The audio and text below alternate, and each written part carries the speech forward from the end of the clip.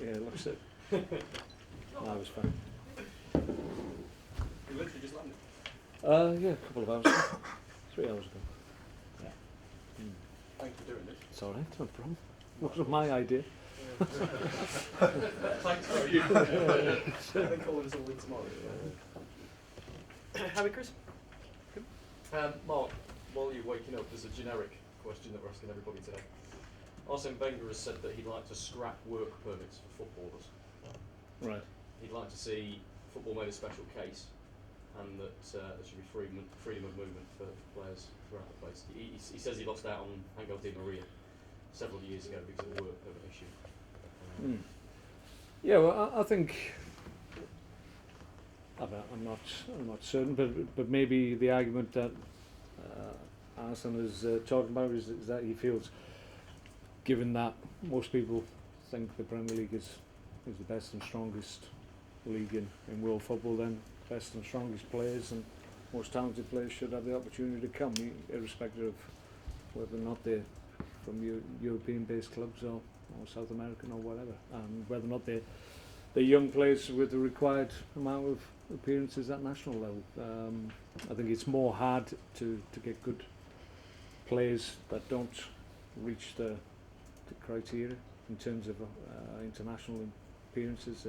Sometimes, only from probably our personal experience as a club, I think sometimes it's dependent on how much you're going to pay for the player when you go to the work permits. If you're upwards of 9-10 million, more often than not they get waved through, but if they're lesser amounts, it seems that a block's put on those deals. So I can see his point. But I think at the end of the day, we're trying to. The reason it's more difficult to get players in is that the powers to be want to protect British players and their opportunities. I think that's fair enough, and that's something that has to be protected to a certain extent. But it's a difficult one. Like I said, you want the best players to be playing in the best league if you can, but it's not always possible. I think the frustration from lots of managers at Premier League level and all levels is that we're probably the ones that enforce the rule more stringently than anybody else, whereas across Europe it seems that it's just basically ignored for the most part, so that gives them an advantage that we haven't got. Interesting, thank you. 5 days in Dubai, how was that for you and the players? Yeah, very good. Yeah, we got there at the right time, I think, given the weather that we left behind. So yeah, we enjoyed it. We had some good work done. Training ground at the moment here is a little bit compromised by the weather. We're a little bit wet underfoot, so that wasn't obviously the case away. So we've got some good work done. Structured the week to replicate what we do leading into a game on a Monday night. So we've obviously come back today. That would be a rest day for us anyway. So we've got 2 days leading into the game on Monday. So the structure of our week works for us. I was looking at the stats from last season when you did a similar thing, I think, if you went away at the same time, and you had 4 straight defeats in January last season, and then 1 defeat in 9, and you beat Man United in the process as well. Yeah, it's something I've done at most clubs. I think it works though, on yeah, the evidence of those stats. Yeah, absolutely, and I think most clubs will try and look for natural breaks in the calendar to try and get away. I think we haven't got a midwinter break. I'm an advocate of that.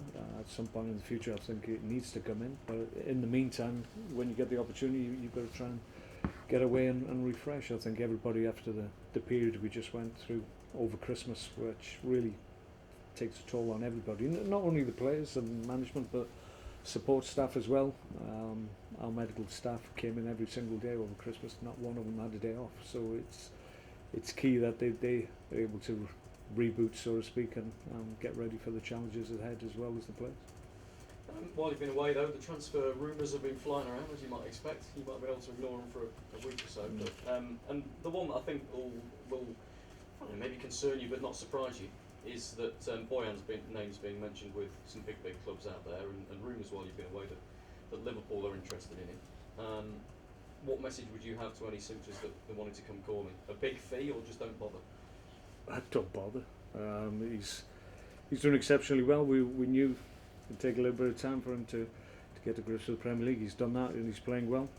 He's a talented football player, and I think he's proven that in the Premier League. But I've said before, the reason he's with us is because the stage of his career that he was at, given the disappointments that he had, having gone out on loan and been sent out on loan from Barcelona, and the disappointments that he had in terms of his game time and maybe how he was treated in certain situation. I think he's come here and he's really embraced what we're doing, and he's enjoying the environment that we can give him. So I think he's very happy.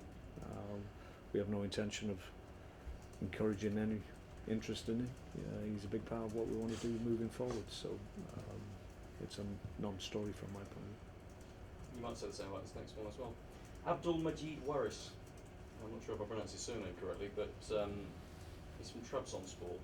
Your confused look says no. There are reports in Turkey quite categorically saying that you've beaten Manchester United to his signature, or words to that effect.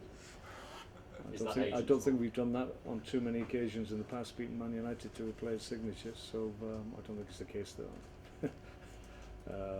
No, I think that's one that's being thrown out there maybe by agents that are following the boy, but no, there's no interest there.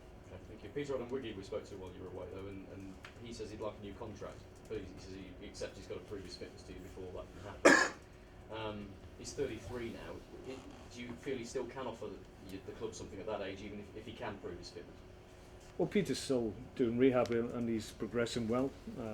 He's probably comes to the critical stage of his recovery now. He needs to really work hard, and that's what he's doing with the physios. He needs to really make sure that he comes back at the right level. But when he does, then that's when we'll discuss it. I mean, we need to know that he's fitting well, and he understands that. He understands that he needs to get back to the level that he was producing before you start really discussing further contract extensions. But the way he's progressing and the work he's doing would lead me to believe, and himself as well, that he'll be back bigger and stronger, and hopefully at the same level he was before the injury, because obviously his impact this time last year when he came into the club was huge for us. So we're hoping we're going to get him back at that same level.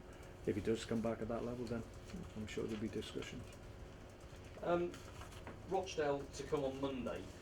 You knocked out by Chelsea at this stage last year, which is a heck of a difficult side to get in the fourth round. No disrespect to Rochdale, but this is something of an opportunity, and I think people would look at this football club and say, look, you're not going to win the Premier League in the near future, but maybe you could win a cup, and they've got close before as well. Do you feel this is maybe a year when you could have a good cup run? Well, that's what our intention is. I think throughout my career as a manager, I've always paid the competition the respect it deserves. I've always gone strong in terms of the selection of teams I've put out against whoever we played. Even in the last round against Wrexham, non-league team, we still were very strong. We had something like 10 internationals on the field of play. So we want to progress. We view it as you mentioned, it's a trophy. Realistically, we have an opportunity to win. You need a little bit of luck, which you have to have in terms of opposition and even the games themselves. You can do everything right in sport, and sometimes you hit somebody on the backside and you lose, and that can happen certainly against lower league opposition. So Rochdale are a good team, and doing well at the moment and playing well, and are well thought of at their level. So it's not going to be easy, but we're looking forward to it. It's a competition that we've prioritised this year, that we want to do well in. We had a decent draw in the third round. Fourth round's on paper looks a decent draw for us as well, but we have to get the job done, and that's our intention, that's our hope. Team news, how's Ryan Shawcross, most important? Ryan hasn't trained up to this point with the group. He's been with the physios, but came out with us, and we're hopeful that he'll join in with the group tomorrow. If not tomorrow, then certainly Sunday, we feel. But fair to assume you wouldn't risk him in a cup tie? Well, we'll see. I mean, he wants to play every week, Ryan. He doesn't miss many games, and I'm sure if he's fit well, then he'll want to be involved. But we'll make a decision near the time. We need to know that he's sound, really, in the next couple of days. If he is, then I can make a judgment based on that. Anybody else? Everybody else is okay. Probably the only one is John Walters, who just jarred his back in training yesterday, but he was better today, so we feel he'll be okay to train tomorrow. But everybody else is just what you know. Thanks, Mark. Okay, no problem. Mark, just one from me. You don't want to get labelled as a cup team, but do you have the credentials, do you feel? The fact that no one would fancy coming to play you here, you've got this pace on the counter-attack, you've had some scalps away from home. Is Well, it sort of shaping up that way?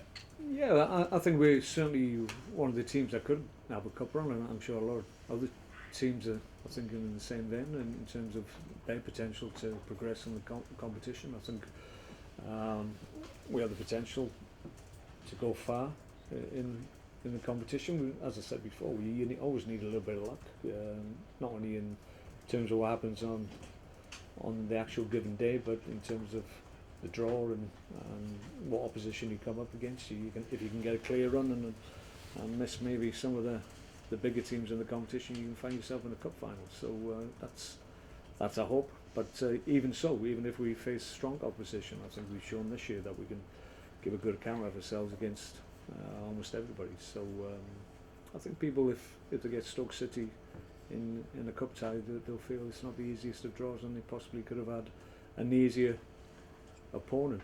So we're fine with that. We think that's correct. At the end of the day, we need to obviously get the job done against Rochdale, a good team. Home side in the FA Cup, they'll have a lot of support from not only their own fans but neutrals around the country. It's on the TV, so we want to be making headlines for the right reasons on the Tuesday rather than for negative reasons. How much have you seen of Rochdale, Mark? Not a great deal, to be perfectly honest. I mean, the next couple of days we'll really get down into the detail of what they offer and what strengths and weaknesses they've got, and then we'll get a game plan in terms of what we want to do against any threats that we anticipate they'll have against us. So that's our normal week anyway. The 2 days prior to a game are always when we actually get down to the fine detail of game plans and whatever, and what we intend to do against the opposition. So that process will be the same for Rochdale. Mark, you've just come back from Dubai, and they've been clearing the snow off the Rochdale ground. Apparently so. The next few days, they're acclimatising the players to the conditions. I think we're used to weather in these parts. It won't take as long to get back to it. Hopefully the service will be okay. Obviously, if it's had snow on for a long time, then it might be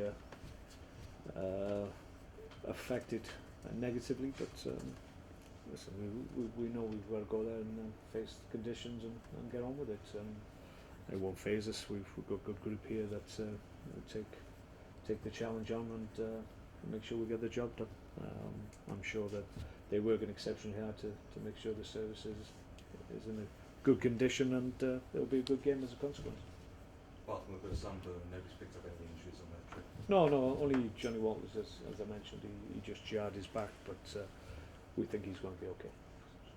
So you've now taken, you haven't managed to side against Rochdale, but you did play against Rochdale. I think it was like 29 years ago. You Did I? I thought, I was trying to remember if I ever had done, but yeah, I have done it. 2-0, Man United, you knocked Rochdale out of the FA Cup.